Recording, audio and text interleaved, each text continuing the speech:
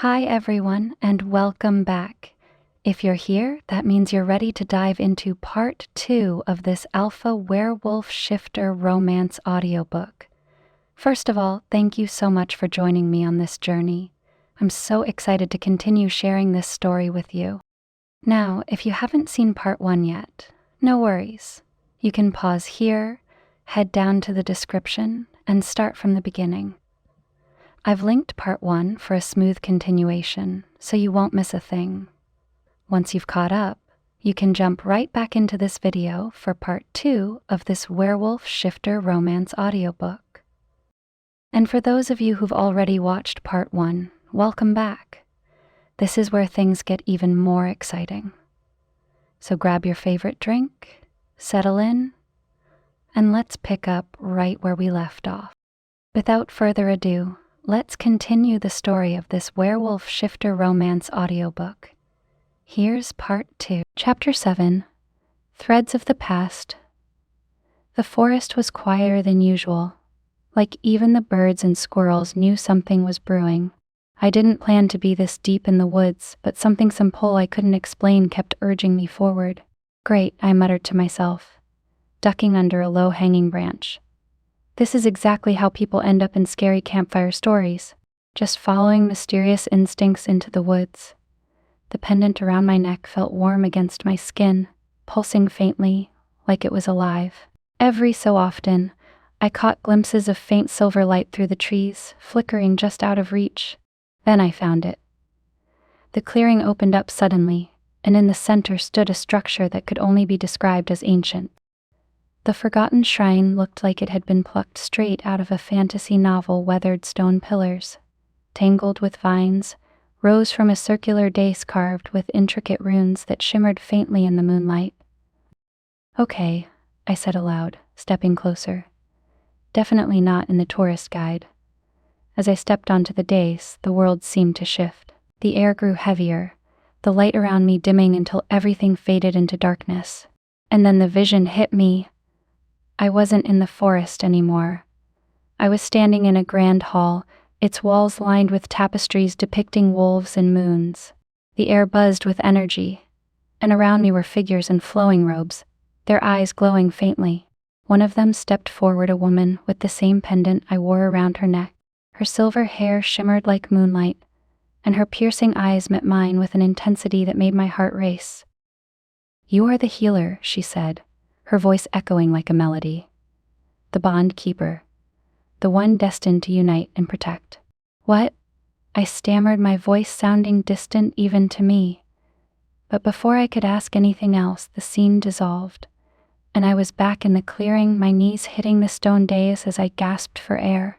The pendant around my neck was glowing brightly now, the runes on the dais pulsing in time with it. "Well," I muttered, clutching the pendant. That was new. By the time I stumbled back into the edge of the Nightfang territory, I was covered in dirt and leaves, my mind still spinning from what I'd seen. I didn't have long to process it before Liam, the pack's historian, appeared out of nowhere. "Do you always look like you've been dragged through a hedge backward?" he asked, leaning casually against a tree. "Do you always lurk in the woods like a cryptid?" I shot back, brushing leaves out of my hair. He grinned, unbothered. "Fair point. Alaric sent me to find you. Said you might need answers." "Oh, I need answers, all right," I said, crossing my arms. "But let's start with the basics. What's the deal with this?" I held up the pendant, which had stopped glowing but still felt unnervingly warm. Liam's grin faded, replaced by a look of quiet reverence. "That," he said, his voice softer now, "is the mark of the lunar healer. A rare bloodline tied to the supernatural world. Only a handful have ever existed." I blinked. "Okay, cool. And what does that mean exactly?" "It means you're connected to us," he said simply. "To the wolves?" "The lunar healer is said to bring balance between humans and our kind, to heal rifts both physical and emotional." I snorted, shaking my head. "Yeah, no pressure or anything." He chuckled, but his expression stayed serious. "You've probably noticed it already. Your touch calming animals, helping them heal faster. It's part of who you are, Ella. And the pendant, it's amplifying your abilities. I stared at him, my mind racing. And you're just telling me this now. Would you have believed me if I told you before? He asked, raising an eyebrow. Touche, I muttered. Liam stepped closer, his gaze steady. This isn't just some random gift, Ella. It's part of something bigger. The rogues know about you, and Lucien, he'll want to use you. Twist your abilities for his gain. My stomach turned, but I forced myself to stay calm. So, what do I do? You learn, he said simply. You lean into this part of yourself, figure out how to control it, and you stick close to Alaric. He'll protect you, whether he admits it or not. I rolled my eyes, though my chest tightened at the mention of Alaric. Great, because he's been so open and forthcoming so far. Liam's grin returned. He's stubborn, but he's good for you. Just don't tell him I said that. I couldn't help but laugh, even as the weight of everything settled on my shoulders. Thanks for the pep talk, Liam. Really? Anytime, he said, winking as he turned to leave. Oh, and Ella, yeah? Don't lose that pendant, he said, his tone serious again. It's the key to everything. I watched him disappear into the trees, clutching the pendant tightly as I tried to make sense of everything. The vision. The shrine. The healer. My life had officially gone off the rails, and somehow I knew it was only going to get stranger from here. The clinic was quiet again, save for the faint ticking of the clock on the wall and the soft snoring of Sir Flopsalot in his corner. I was reorganizing the supply shelf mostly as a distraction when I heard the front door creak open. Ella, I didn't even have to turn around to know who it was. That deep, familiar voice had a way of settling into my bones, whether I wanted it to or not. Alaric, I said without looking up. To what do I owe the pleasure? Another brooding visit? Or have you decided to actually answer one of my 100 questions today? He ignored my sarcasm, stepping further into the room. I could feel his gaze on me, heavy and searching, and it made my heart do an annoying little flip. We need to talk, he said, his tone serious. Okay, I said, turning to face him with a small smile. What's up? Did you finally figure out what shampoo works best for your whole wolf-to-human vibe? Ella, he said, his voice low, and it stopped me in my tracks.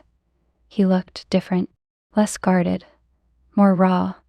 His amber eyes held something I couldn't quite name, and for the first time I felt like he was letting me see the parts of him he usually kept hidden. What is it? I asked softly, all teasing gone from my voice. He stepped closer, his presence filling the small room, and I had to tilt my head up to meet his gaze. You're more important to this pack than you realize, he said, each word deliberate. I frowned, crossing my arms. Liam already gave me the whole Healer of Destiny speech, if that's where you're going. It's not just about what you are, he said, his voice rough around the edges. It's about who you are. That stopped me. I don't understand, I said, though my chest tightened at the intensity in his expression. He sighed, running a hand through his hair in frustration. You don't back down, even when you should. You see things and people things they've forgotten about themselves. You've been here for 5 minutes, and already you've made the pack stronger. I blinked, taken aback. Stronger? Alaric, I've barely done anything. You've done more than you think, he said, stepping closer again. And it's not just the pack. I swallowed, my heart racing as his gaze locked onto mine. What do you mean? He hesitated, like the words were caught in his throat. It's me too, Ella. You've changed everything for me. My breath caught, and I suddenly felt like the ground wasn't entirely solid beneath me. Alaric, I tried to stay away, he said, his voice dropping to a near whisper. Tried to convince myself that keeping my distance would keep you safe, but it doesn't work. It never works. The air between us felt charged, like the whole room was holding its breath. I didn't know what to say, so I didn't say anything. You matter to the pack, he said, his voice firm, and you matter to me. My heart stuttered at his words, and I felt a rush of warmth that had nothing to do with the room's temperature. Wow, I said, trying to break the tension with a shaky laugh. You really know how to lay it all out there, don't you? His lips twitched into the faintest smile. You're impossible. And yet, I said, my voice softer now. You're still here. We stood there in silence, the weight of everything unspoken settling between us. For the first time I saw Alaric not as the brooding, impossible alpha, but as someone who was really trying to let me in. And maybe, just maybe, I was ready to let him in too. Chapter 8, Moonlight Revelations. The ballroom was breathtaking. All glittering chandeliers and polished floors that reflected the silvery light streaming through the arched windows. The space buzzed with energy as pack members from all corners of the territory mingled, their laughter and conversation filling the air. I tugged at the hem of my dress, an emerald green number Sammy had bullied me into wearing, and took a deep, steadying breath. I wasn't exactly the gown and glam type, but I had to admit she'd been right. The dress hugged my curves just enough to feel confident without being over the top, and the fabric shimmered faintly when I moved. You clean up well, Sammy had said with a wink before sending me off, and for once I actually believed her. I glanced around the room, feeling a little out of place amid all the polished wolves in their tailored suits and sleek dresses. Then I spotted him. Alaric stood near the edge of the room, talking quietly with a group of alphas. His dark suit fit him perfectly, and his usual brooding demeanor made him stand out even more among the jovial crowd. And then, as if he felt my gaze, he turned. The moment his amber eyes landed on me, the air seemed to shift. His conversation faltered, the alphas around him fading into the background as his gaze swept over me, lingering just long enough to send a warm flush creeping up my neck. I cleared my throat, forcing myself to look away, but it was too late. My heart was already doing a weird, fluttery thing that I absolutely refused to acknowledge. Ella. I turned to see Celine approaching, her silver dress shimmering like moonlight and her expression as sharp as ever. She was stunning, regal, and absolutely terrifying. You came, she said, her tone clipped but not entirely unfriendly. Wouldn't miss it, I replied, offering a small smile. Her gaze flicked to Alaric, who was still watching me from across the room, before returning to me with a glint of something I couldn't quite place. Try not to cause too much trouble, she said, her tone light but carrying a sharp edge. We're here to show unity, after all. Trouble? I repeated, feigning innocence. Who, me? She didn't smile, but her lips twitched just slightly before she turned and glided back into the crowd. Later in the evening, I found myself on the balcony, taking a moment to breathe. The cool night air was a welcome relief from the heat of the crowded ballroom, and I leaned against the railing, letting my thoughts wander. Stealing a moment alone, I turned to see Celine standing in the doorway, her arms crossed and her expression unreadable. More like escaping the chaos, I said with a shrug. She stepped onto the balcony, her silver dress catching the moonlight. For a moment she said nothing, her gaze fixed on the forest beyond. You're making things complicated, she said finally, her voice quiet but firm. I blinked. Excuse me? Alaric, she said, turning to face me. He's different around you, distracted. And that's dangerous for all of us. I crossed my arms, bristling at her tone. I'm not trying to distract him. No, she said, her gaze softening just a fraction. But you do. And whether you mean to or not, it's affecting him. I hesitated, her words hitting closer to home than I wanted to admit. Why do you care so much? She looked away, her expression slipping into something more vulnerable. Because I know what it's like to carry the weight of a pack, to have people counting on you to always make the right decision, no matter how much it costs you. Her voice wavered just slightly, and I saw, for the first time, the cracks in her armor. And because I care about him, she added, so quietly I almost didn't hear it. The air between us grew heavy, and I didn't know what to say. For all her sharpness and authority, Celine was just human. Celine, I began, but before I could say more, a distant howl cut through the night, sending a shiver down my spine. The howl was followed by chaos. I ran back into the ballroom, just in time to see wolves bursting through the windows, their eyes wild and their teeth bared. The room erupted into shouts and growls as pack members shifted and leapt into action. A rogue lunged at me, and before I could react, Alaric was there, tackling it to the ground with a snarl. "Get out of here," he barked, his voice rough and commanding. But I didn't move. My eyes were drawn to the chaos, to the injured wolves strewn across the floor. One of them, a young pack member I'd seen earlier, was bleeding badly, his body trembling as he tried to crawl to safety. Without thinking, I ran to him, dropping to my knees at his side. "It's okay," I whispered, placing my hands on his wound. "You're going to be okay." A warmth spread through my palms, soft and radiant, and the bleeding began to slow. His breathing steadied, his pain easing as the energy flowed from me into him. When I pulled my hands away, his wound was almost completely healed.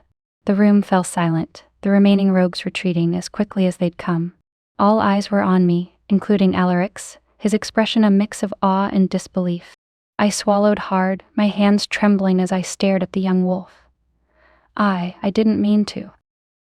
"You healed him," Alaric said, his voice soft but firm. I looked up at him, my chest tightening. I didn't know I could. His amber eyes softened, and he reached for me, his hand steady as he pulled me to my feet. "Looks like you're full of surprises," he said, a small, lopsided smile breaking through the tension. I tried to laugh, but the weight of what had just happened pressed down on me. This was only the beginning, and I knew it. The real question was, what came next? Chapter 9. Finding my place, I sat on the edge of the clinic's examination table, my legs swinging back and forth like a kid who had been sent to the principal's office. My thoughts were a tangled mess, spinning around the events of the night like leaves caught in a storm. Healing. With my hands. That wasn't normal, not even by werewolf standards, apparently. My pendant, cool against my chest now, felt heavier than ever, as if it knew it had been the catalyst for all this. I tugged at the chain absent-mindedly, staring at my hands like they were alien things. "You look like you're waiting for your hands to sprout wings." I jumped at the sound of Alaric's voice, glancing toward the doorway where he stood, leaning casually against the frame like he hadn't just startled me half to death. "Don't do that," I scolded, pressing a hand to my chest. "You can't just sneak up on people." "I didn't sneak," he said, smirking. "You were too lost and thought to notice me." "Yeah, well, maybe I was busy trying to figure out how I turned into some kind of magical first aid kit," I shot back, gesturing to my hands. Alaric stepped into the room, his usual brooding presence somehow softer tonight. He didn't say anything at first, just crossed his arms and watched me with those intense amber eyes. "You saved him," he said finally, his voice quiet but firm. I sighed, running a hand through my hair. "I know. But it wasn't me, it was this." I tapped the pendant for emphasis. "I don't even know what I did, Alaric. It just happened." "And that scares you," he said, stepping closer. "Of course it scares me," I said, my voice rising. "I was just a regular person last week, well, mostly regular, and now I'm supposed to believe I'm part of some ancient mystical bloodline that can heal werewolves?" "You don't have to believe it all at once," he said, his tone calm. "But it doesn't make it any less true." I groaned, dropping my head into my hands. "You make it sound so easy." "It's not," he admitted, his voice softening. "But you're not alone in this, Ella." I looked up, my chest tightening at the sincerity in his gaze. "I don't even know where to start," I said, my voice quieter now. "Start with what you do know," he said, stepping even closer until he was right in front of me. "You saved a life tonight. That wasn't the pendant, that was you." His words settled over me, warm and steady, like an anchor in the chaos swirling through my mind. "Why do you have to be so annoyingly good at this?" I muttered, though my lips curved into a small, reluctant smile. "It's a gift," he said, smirking again. I laughed softly, shaking my head. "Thanks, Alaric, for, being you." His expression shifted, the humor fading into something softer, something that made my heart skip. "You don't have to thank me," he said quietly. I swallowed, my pulse quickening as he reached out and tucked a strand of hair behind my ear. His touch was gentle, his hand lingering for just a moment too long, and I couldn't stop myself from leaning into it, just slightly. "You're stronger than you think, Ella," he said, his voice barely above a whisper. "Maybe," I said, my own voice trembling just a little, "but it helps to have someone believe in me." His lips curved into the faintest smile, and for a moment the world outside the clinic faded away. It was just us caught in this fragile, unspoken connection that felt both terrifying and inevitable. And in that moment I realized that maybe, just maybe, I wasn't as alone as I thought. If there was one thing Gavin Kane was good at, it was making himself the center of attention. Even in a cramped, dimly lit hideout filled with musty maps and stale air, he somehow managed to lounge on a creaky chair like it was a throne. "I still don't understand why you're here," Mara said, her tone sharp as she leaned over a table cluttered with Lucian's stolen plans. Her sleek braid swayed with every irritated gesture she made.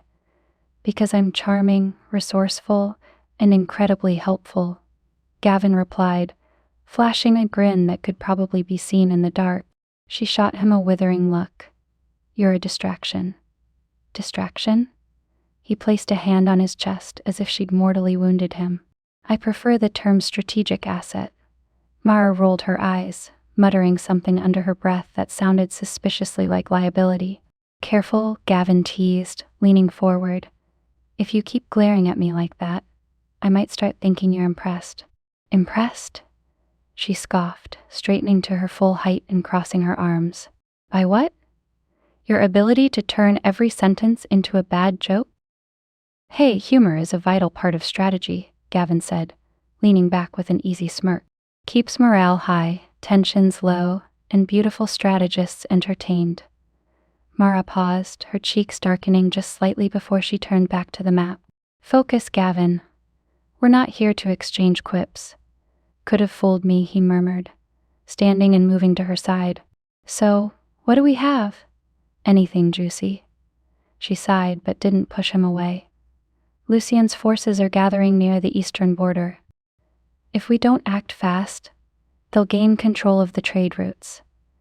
Gavin leaned over the map, his arm brushing hers as he studied the markings. That's bold, even for Lucian." "Bold or desperate," Mara said, her voice quieter now. He glanced at her, catching the faint worry in her expression. For all her sharp edges, there was a softness beneath them that he couldn't help but notice. "Hey," he said, his voice uncharacteristically gentle. "We'll figure it out. He doesn't stand a chance against us." She met his gaze, and for a moment, something unspoken passed between them, an understanding, a flicker of something neither of them was ready to name. "Let's hope you're right," she said, turning back to the map. Gavin's grin returned, though it was softer now.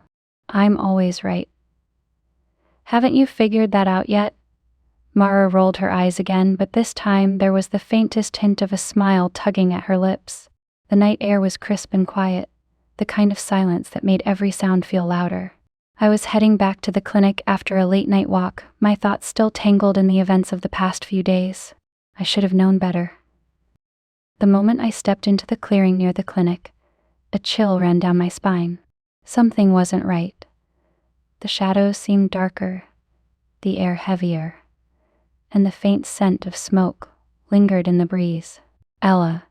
The voice was smooth, low, and unmistakably sinister.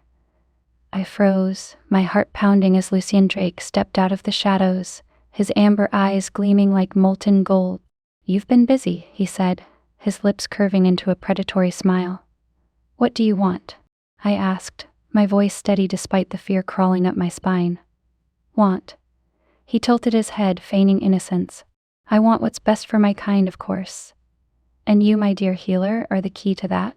I took a step back, clutching the pendant around my neck. "I'm not helping you." Lucian's smile widened, his teeth sharp and glinting in the moonlight. "Oh, I think you will." Before I could react, a pair of his rogue wolves emerged from the shadows, their eyes wild and their movements quick. "Stay back," I warned, but they didn't listen. Lucian stepped closer, his presence suffocating. "You can come willingly," he said, his voice a velvet threat. "Or we can make this unpleasant." I tried to run, but one of the rogues lunged, knocking me to the ground. The last thing I saw before darkness swallowed me was Lucian's triumphant smirk, and the faint glow of my pendant flickering like a dying ember. When I woke, the world was different, and I knew, without a doubt, that I was in trouble. Chapter 10. Showdown at Silver Lake. The moon hung low over the treetops, casting an eerie glow on the forest as we moved in near silence. The air was heavy, not just with the scent of pine and earth, but with tension so thick it felt like it might snap. Alaric was at the front of the group, his every movement precise and deliberate. Even in the dim light, he radiated authority, his sharp amber eyes scanning the path ahead. Celine walked beside him, her silver braid catching the moonlight like a blade. She was all sharp edges and steel resolve, her focus unwavering as she led her wolves into battle. And then there was me, tucked somewhere in the middle of this ragtag marching band of fur and fury, clutching a borrowed jacket around me like it was armor. I feel like I'm going to be the world's least intimidating mascot for this whole operation, I muttered under my breath, more to myself than anyone else. Don't worry, Gavin said from behind me, his grin audible in his voice. You've got charm and sarcasm on your side. Very intimidating. Good to know I'm contributing, I shot back, rolling my eyes. Alaric glanced over his shoulder, his gaze briefly locking with mine. Stay close, he said, his voice low but commanding. Wasn't planning to wander off, I replied, trying for levity, but the seriousness in his eyes made my heart stutter. Good, he said simply before turning back to the trail. Celine huffed, clearly unimpressed by the exchange. Focus, Kane, she said sharply. We're not here to play babysitter. She's not a babysitter, I quipped, raising an eyebrow at her. She's more like the bossy chaperone on a very weird field trip. Gavin snorted behind me, and even Alaric's lips twitched in what might have been a suppressed smile. Funny, Celine said dryly, her silver eyes narrowing at me. Let's see if you're still joking when we're face to face with Lucian. That shut me up, though only for a moment. I'm sure he'll be thrilled to see me, I said, feigning confidence. We had such a great time the last time we met. Alaric's jaw tightened at that, and I could feel the protective energy radiating off him in waves. We're not letting him take you again, he said, his voice so low it was almost a growl. The weight of his words settled over me, and for once, I didn't argue. The trees thinned as we approached the edge of Silver Lake, its dark waters shimmering under the moonlight. The hideout loomed ahead, a jagged, rocky outcrop nestled against the water's edge, surrounded by shadows that seemed to move of their own accord. This is it, Celine said, her voice barely above a whisper. Alaric turned to the group, his gaze sweeping over the gathered wolves. No mistakes, he said, his tone firm. Stay sharp, stay together, and we end this tonight. The wolves nodded, their growls low and steady, and the energy shifted. This wasn't just a confrontation, it was a reckoning. Alaric's eyes found mine again, softer this time. You ready? I swallowed hard, gripping the jacket tighter around me. Not even a little. He gave me a small, almost imperceptible smile. Stay close to me. And with that, we moved forward, the shadows of the forest closing in around us as the battle for Silver Lake began. The air inside Lucian's hideout was suffocating, thick with the scent of damp stone, old smoke, and the faint copper tang of blood. Shadows clung to the walls, broken only by the flickering light of torches mounted in iron brackets. Lucian stood at the far end of the cavern, his predatory smile sharp enough to cut glass. Well, he drawled, his voice like silk laced with venom. The healer has some fight in her after all. I struggled to catch my breath, clutching the pendant around my neck as its faint glow pulsed against my palm. My heart was pounding, every muscle screaming at me to run, but something deeper, a quiet, steady force kept me rooted in place. You talk too much, I shot back, my voice steadier than I felt. Lucian laughed, low and dangerous, as he stepped closer. And you, little healer, don't know when to quit. Admirable, really. Foolish, but admirable. My mind raced, replaying everything I'd learned about Lucian and his pack. He thrived on fear, fed on it like a wolf tearing into fresh prey. If I gave him an inch, he'd take everything. Not today. I'm full of surprises, I said, raising my chin defiantly. He tilted his head, his glowing eyes narrowing. Are you now? Before I could blink, he lunged, faster than I thought possible. My instincts kicked in, and I threw my hands up, bracing for impact. Instead of claws meeting skin, a blinding light exploded from the pendant, sending Lucien stumbling back with a snarl. What the? He growled, his voice echoing in the cavern as he shook off the daze. I stared at my hands, which were now tingling with energy, faint traces of silver light dancing along my fingertips. Okay, I muttered, my heart racing. That's new. Lucien recovered quickly, his lips curling into a feral grin. Impressive, he said, circling me like a predator sizing up its prey. But let's see how long you can keep it up. He lunged again, and this time, I didn't flinch. I threw my hands forward, and a wave of silvery light erupted from my palms, slamming into him with enough force to send him crashing into the cavern wall. The ground beneath me trembled, and the pendant burned brighter, flooding the room with its glow. Lucien growled, pushing himself to his feet with an almost feral snarl. You think you can stop me with tricks? I didn't reply, mostly because I didn't have a plan.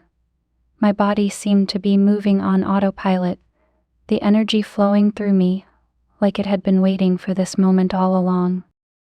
He charged again, and this time I sidestepped, sending another burst of light his way. It caught him in the shoulder, and he let out a guttural howl of pain. You're starting to get on my nerves, I said, my voice laced with adrenaline-fueled bravado. Lucien's eyes burned with fury as he lunged once more, faster and more desperate.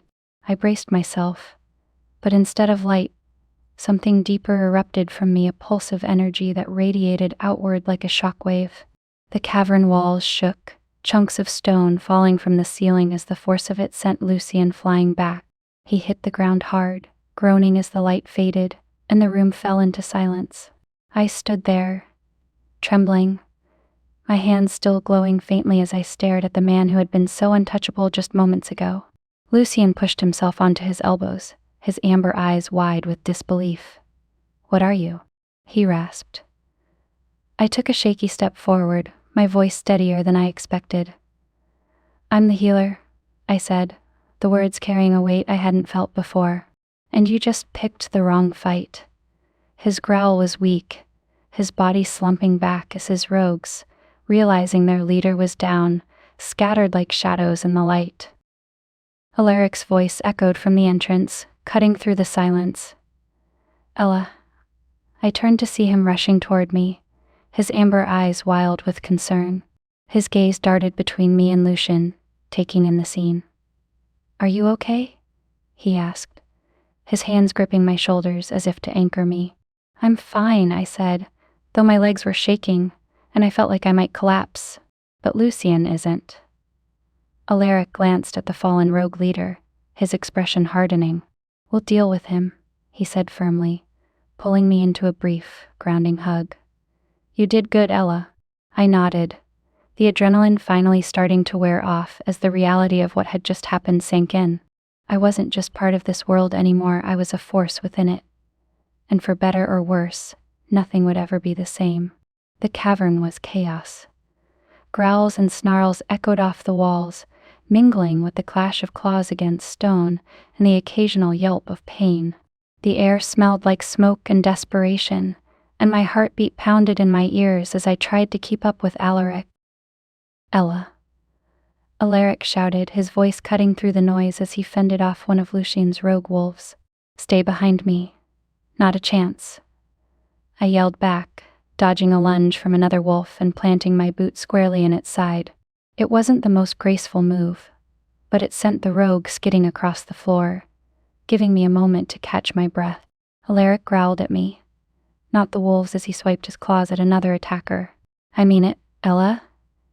Yeah, well, I mean it too, I shot back, planting my feet firmly. My pendant glowed faintly against my chest, a steady pulse that seemed to match the adrenaline surging through me. He gave me a quick, exasperated look before focusing on the wolf in front of him. "You're impossible." Funny, I keep hearing that. We moved together like we'd been fighting side by side for years, even though my technique was mostly don't die and aim for the nose. Alaric's strikes were sharp and precise, every motion calculated, while I relied on bursts of silver light from my hands to push back any rogue that got too close. Lucien stood at the far end of the cavern, watching us with cold, calculating eyes. His lip curled into a sneer as he stepped forward, his towering frame casting a long shadow across the floor. "You think you can stop me?" He taunted, his voice echoing like a challenge. "Not think," Alaric growled, stepping in front of me. "No." Lucien laughed, low and menacing, before lunging at Alaric with terrifying speed. Their clash was a blur of teeth, claws, and raw power, and I barely had time to process it before another rogue wolf darted toward me. I raised my hands instinctively, and a bright flash of light burst from my palms, sending the wolf flying backward. It hit the wall with a whimper and didn't get back up. "You okay?" Alaric called, dodging Lucien's swipe and delivering a brutal strike of his own. "Peachy," I replied, shoving another rogue aside with a burst of light. "You? Never better," he said, his voice tight with effort. Lucien let out a guttural snarl, breaking free from Alaric's grip and turning his attention to me. His eyes burned with fury as he stalked closer, and I could feel the raw malice radiating off him. "You think you're special, little healer," he hissed. "You're nothing but a tool, a pawn in a game you don't even understand." "Yeah," I said, taking a step forward despite the fear clawing at my chest. "Well, this pawn is about to ruin your whole day." Lucien lunged, and I braced myself, raising my hands as the pendant flared to life. A wave of energy surged from me, meeting him mid-attack and throwing him backward with enough force to crack the stone floor. Alaric was on him in an instant, his movements a blur as he delivered the final blow. The cavern fell silent, save for the heavy breaths of the remaining pack members. I collapsed to my knees, my hands trembling as the glow of the pendant began to fade. Alaric was at my side in seconds, his hands steadying me as he crouched down to meet my gaze. "You okay?" he asked softly, his amber eyes scanning my face. I nodded, my breath hitching as I tried to process everything. "Yeah. Are you?" He gave me a small, tired smile. "Better now." I glanced around the cavern, taking in the battered but victorious wolves around us. "Did we win?" "We won," he said, his voice quiet but firm. But the weight in his eyes told me it hadn't come without cost. A few pack members lay motionless on the ground, their sacrifices heavy in the air. My chest tightened, and I reached for Alaric's hand, gripping it tightly. He squeezed back, his gaze holding mine as if to say we'd get through this together. For the first time, I realized that this wasn't just his fight, it was ours. And whatever came next, we'd face it side by side. Chapter 11, Moonlit Beginnings. The camp was quieter than I expected. Victory usually came with cheers and celebration, but here it felt subdued. The weight of what we'd lost was palpable, hanging in the air like a low fog. Wolves from both packs moved through the clearing, some tending to the injured, others gathering in small, somber groups. A bonfire crackled in the center, its flames dancing upward as if trying to chase away the lingering shadows. I sat on a log near the edge of the clearing, fiddling with my pendant. It had stopped glowing, but it still felt warm against my skin, like a quiet reminder of the part one played in all this. Celine stood near the fire, her silver eyes scanning the crowd. She looked different tonight, less polished, more human. For once, the weight of leadership seemed to sit heavily on her shoulders. "Listen up," she called, her voice clear but not as sharp as usual. The murmurs quieted as everyone turned toward her. "We've suffered losses tonight," she began, her gaze sweeping over the group. "And we will honor those who gave everything to protect our packs." A low murmur of agreement rippled through the crowd. "But we've also gained something," Celine continued, her voice steadying. "Lucien is gone. The rogues are scattered. And tonight we've proven that unity is our greatest strength. There was a beat of silence, then a smattering of applause that grew into a quiet but genuine cheer. Celine raised a hand, signaling for silence again. "That being said," she added, her tone softening, "this alliance has served its purpose.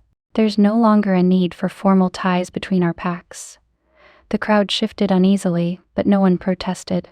My stomach twisted as I glanced at Alaric, who was standing near Gavin. His expression was unreadable, but his jaw tightened ever so slightly. "You're free from your obligations, Alaric," Celine said, her gaze landing on him. "It's time for us to move forward separately." Alaric gave a small nod, his face calm, though I thought I caught a flicker of something in his eyes. Relief? Sadness? I couldn't tell. "Let's remember what we've built here," Celine finished, her voice softer now. "And let's honor those who made it possible." As she stepped away, the crowd slowly dispersed, wolves returning to their tasks or seeking quiet moments of reflection. I stayed where I was, watching the fire and trying to process everything. The alliance was over. Alaric was free. So why did my chest feel so tight? The forest was quiet, the night air cool against my skin as I wandered through the trees. I didn't know where I was going, I just needed to move to clear my head. "Ella." I turned at the sound of his voice, my heart doing its now familiar flutter as Alaric stepped into the moonlight. "You're hard to keep up with," he said, his lips twitching into a small smile. "Maybe I don't want to be kept up with," I replied, though my tone was lighter than my mood. He closed the distance between us, his amber eyes catching the light in a way that made it hard to breathe. "You're impossible," he said softly. "You keep saying that," I said, crossing my arms. "Yet here you are." "Here I am," he agreed, his voice dropping to a near whisper. For a moment, neither of us said anything, the quiet hum of the forest filling the space between us. "I heard what Celine said," I said finally, breaking the silence. "You're free now. No obligations, no alliances." "That must feel good." He didn't respond right away, his gaze fixed on me. "I thought it would," he said after a moment. "But it doesn't." I blinked, caught off guard. "What do you mean?" He stepped closer, so close I could feel the warmth radiating off him. "It doesn't feel right, Ella. Because I'm not free." "Not really." My breath hitched as his hand reached up to gently cup my cheek, his touch sending a shiver through me. "I'm bound to you," he said, his voice soft but steady. "Not because of duty or obligation or anything else. Just you." "Alaric, I tried to fight it," he continued, his thumb brushing lightly across my cheek. "Tried to convince myself that staying away was the right thing to do. But I can't." I swallowed hard, my chest tightening as his words sank in. "You're everything I never knew I needed," he said, his voice barely above a whisper. "And if you'll have me, Ella, I'm yours."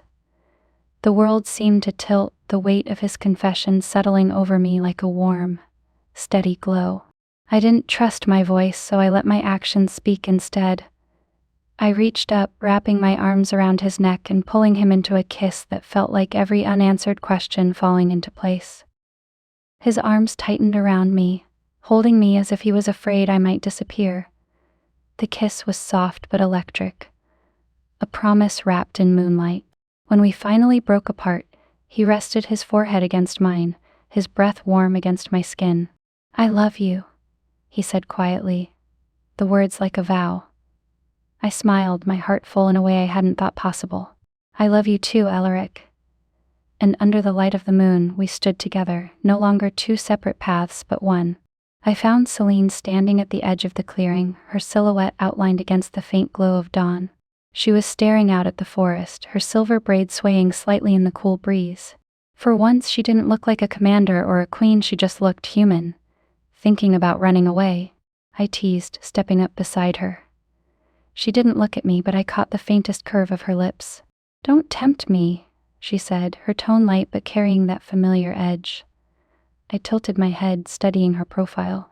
"I'm guessing this isn't your usual post-battle routine?" Celine sighed, her shoulders lifting and falling in a motion that felt heavier than it should have. I needed some space, she admitted. Too many voices in the camp. Too many expectations. Ah, yes, I said, crossing my arms. The ever-popular let's all look to Celine for answers vibe. Her lips twitched again, though her gaze remained fixed on the horizon. It comes with the job. Sure, I said, leaning slightly against a nearby tree. But it's not all you are. That made her turn, her silver eyes sharp as they studied me. And what exactly do you think I am, Ella? I shrugged, not missing a beat. Complicated. Stubborn, maybe a little terrifying. But also brilliant, fierce, and way too hard on yourself. Celine blinked, clearly not expecting that. For a moment, the mask she always wore slipped, and I saw the vulnerability beneath it, the weight she carried, the doubt she tried to hide. I spent my whole life trying to live up to my father's name, she said quietly, her gaze dropping to the ground. Trying to prove that I could be the alpha he was, that I deserved this role. And? I asked softly. And now I'm starting to wonder if I ever really wanted it, she admitted, her voice barely above a whisper. I stepped closer, resting a hand on her arm. Maybe it's not about being what he was, I said. Maybe it's about being who you are. Her eyes met mine, and for the first time, I saw something like hope flicker there. Who I am, she repeated, as if testing the words. Exactly, I said with a small smile. You're Celine Sharp, unstoppable, and more than enough just as you are. She let out a soft laugh, shaking her head. You're annoyingly good at this, you know? Yeah, I've been told, I said, grinning. Celine straightened, her usual confidence sliding back into place like armor. But this time, it felt different, lighter, less like a defense and more like a choice. Thank you, Ella, she said, her tone quieter now. For reminding me. Anytime, I said, stepping back as she turned toward the camp. She paused, glancing over her shoulder. For what it's worth, you're not terrible at this whole healer thing. I smirked.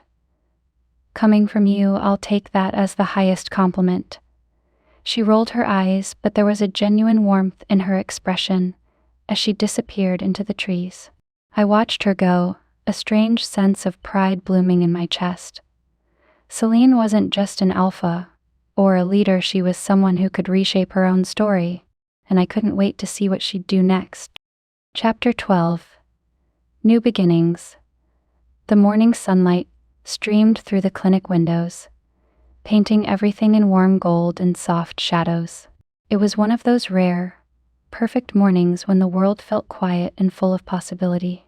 I leaned against the counter, sipping a cup of coffee that was already lukewarm, thanks to being interrupted 5 times, and watching Sammy wrestle with a stubborn filing cabinet.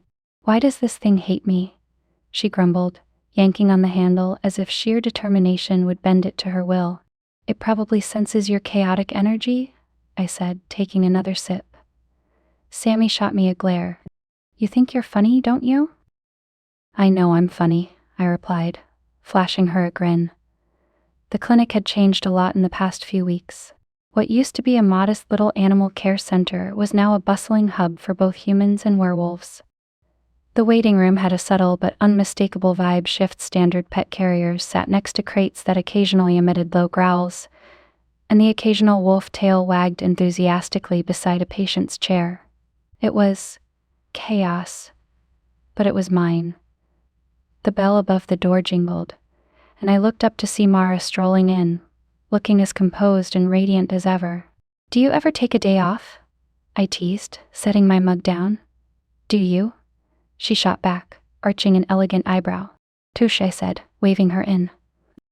Mara leaned against the counter, surveying the room with her usual air of calm confidence. Looks like you've got quite the operation here. Not bad for a healer who didn't even know she was supernatural 6 months ago, I said with a wink. She smirked. Not bad at all. Before we could chat further, Gavin burst through the door, holding a squirming golden retriever in his arms. Ella, he called, his voice a mix of panic and theatrics. Emergency. Fluffy here decided to eat a whole batch of muffins, wrappers and all. Fluffy? I repeated, setting my mug aside and hurrying over. It's what the kids named him, Gavin said, shrugging. It's not my fault, he answers to it. I rolled my eyes but couldn't help smiling as I examined the dog. You're lucky he's adorable, I muttered. The clinic hummed with life as the day went on. Wolves came in with minor injuries, humans stopped by with their pets, and occasionally, someone with a unique supernatural ailment would peek in, looking hesitant but hopeful.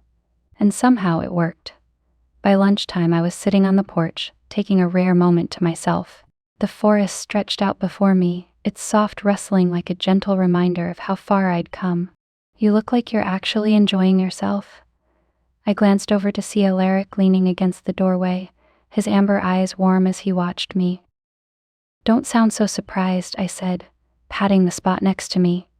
He joined me, his presence as steady and grounding as always. I wasn't sure you'd want this life, he admitted, his voice softer now. I shrugged, smiling as I looked out at the trees. It's not the life I imagined, but it's the one I want. Turns out I'm pretty good at juggling wolves and humans. Alaric chuckled, the sound low and comforting. Pretty good. Okay, fine, I said, nudging him with my shoulder. I'm amazing at it. He smiled, and for a moment, everything felt right. This was my place, messy, chaotic, and full of surprises, and I wouldn't trade it for anything. I was sitting on the porch steps of the clinic, flipping through a dog-eared journal that someone had left behind, a mix of recipes, herbal remedies, and doodles of very inaccurate wolves when a shadow fell over me. You know, some of us are working while you're out here lounging, Alaric said, his voice carrying that dry, teasing edge I'd come to know all too well. I didn't look up, and some of us are keeping this operation running with sheer wit and charm. You're welcome. He chuckled, and the sound made my stomach do, that annoying fluttery thing I still wasn't used to. What are you reading? He asked, stepping closer. Important literature, I said, holding up the journal. It's a masterpiece of wolf-related nonsense. Did you know someone thinks wolves live entirely off moonlight and magical berries? Alaric raised an eyebrow, sitting down beside me on the steps. Sounds accurate. I shot him a look. I'm serious. It's a riveting mix of misinformation and terrible art. He leaned over, plucking the journal from my hands before I could stop him. Let's see this masterpiece. Hey, I protested, reaching for it, but he held it out of reach, flipping through the pages with exaggerated care. The Alpha's Howl? A sonic weapon, he read aloud, smirking. I didn't realize my howls were so versatile. Give it back, I demanded, trying to snatch it, but he held it higher, laughing as I lunged for it. The healer's touch, he continued, dodging me effortlessly, can also charm alphas into submission. He glanced at me, his grin widening. Is that what you've been doing this whole time? Absolutely, I said, narrowing my eyes. It's my evil plan to take over the pack. Now hand it over. Make me, he challenged, his tone lighter than I'd ever heard it. That was all I needed. I lunged again, and this time he let me catch him. We tumbled back onto the porch, the journal landing somewhere in the grass as I found myself half laughing, half scowling at him. You're impossible, I said, planting my hands on either side of him to keep from falling completely. And yet, you're still here, he said, his voice softening. The laughter faded, replaced by something deeper as his amber eyes locked onto mine. The playful energy between us shifted, the air growing heavy with unspoken words and unacknowledged feelings. I swallowed, my heart pounding as his hand came up, brushing a stray strand of hair from my face. Ella, he said, my name a whisper that sent a shiver down my spine. Yeah, I managed, my voice barely audible. You make everything better, he said simply. Even the chaos. I smiled, my chest tightening as I leaned closer. Good. Because you're stuck with me. His lips curved into the faintest smile before he closed the gap between us, his hand slipping to the back of my neck as he kissed me. It wasn't rushed or urgent, it was warm, steady, and filled with a quiet intensity that made everything else fade away. The world around us disappeared, leaving only the soft press of his lips against mine and the steady thrum of my heartbeat. When we finally pulled back, his forehead rested against mine, and his eyes held that familiar mix of warmth and amusement. "So," he said, his voice low, "is this the part where we say happily ever after?" I laughed softly, my fingers brushing against his. "Not quite. I'm thinking more like happily ever chaos." He smiled, pulling me closer. "I can work with that." And as we sat there on the porch, the sun setting behind the trees and the world quietly finding its rhythm again, I knew one thing for sure, chaos or not, this was exactly where I was meant to be. The moonlit glade was quiet, the kind of stillness that didn't feel empty but full, like the forest itself was breathing, content with the balance we'd finally achieved.